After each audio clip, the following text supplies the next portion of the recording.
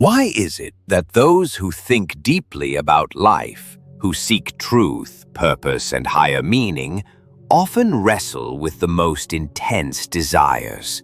Not just physical desires, but the yearning for intimacy, validation, or even destruction. It's a quiet conflict, one that many thinkers keep hidden beneath layers of logic, but it's more widespread than you'd expect and more spiritual than it seems. If you're burdened by this hidden war between your thoughts and your urges, you're not broken, you're simply awake. And in this video, we're going to explore why desire clings so fiercely to those who are mentally elevated. Throughout history, some of the greatest minds, philosophers, prophets, visionaries, have been consumed by desire. Nietzsche, who preached beyond good and evil rationality, was haunted by loneliness and longing. Leo Tolstoy, a moral thinker and Christian reformer, confessed to struggling with lust, rage, and guilt.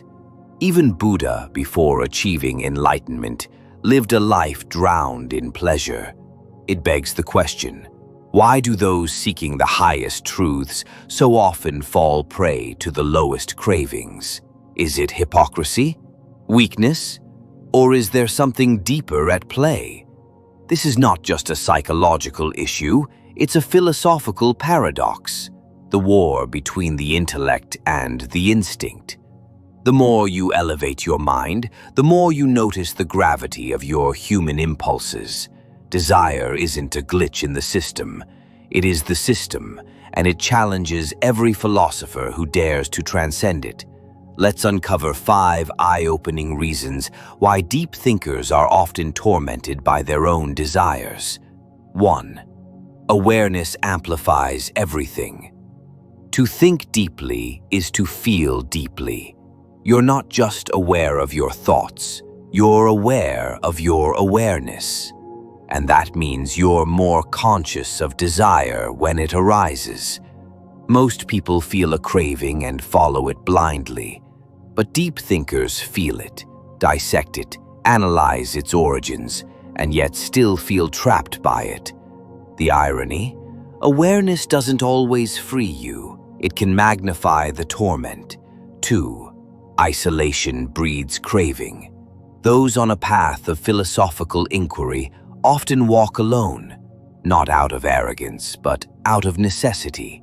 And loneliness, when it lingers too long, morphs into desire for touch, for warmth, for escape. Isolation doesn't just create silence, it amplifies hunger. What begins as reflection can quietly become obsession, and desire becomes a shadow, growing longer the more light you shine inward. 3.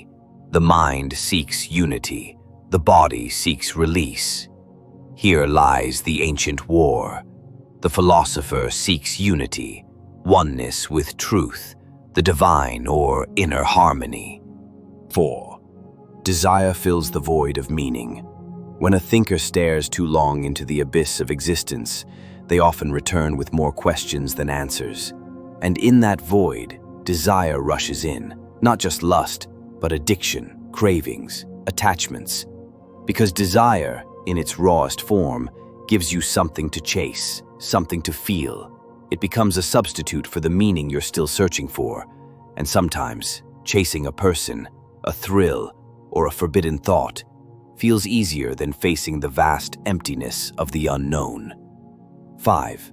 The ego's final defense. Here's the twist most don't see coming. Desire can be the ego's final weapon against transformation.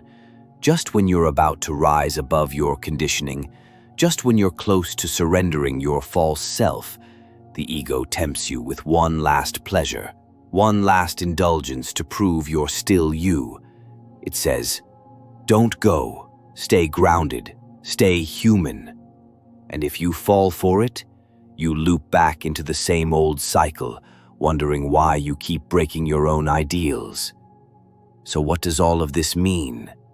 Are we doomed to struggle forever? Not at all. The presence of desire isn't proof of failure, It's a sign of growth. It shows that your journey is real, that you're touching the edges of something sacred.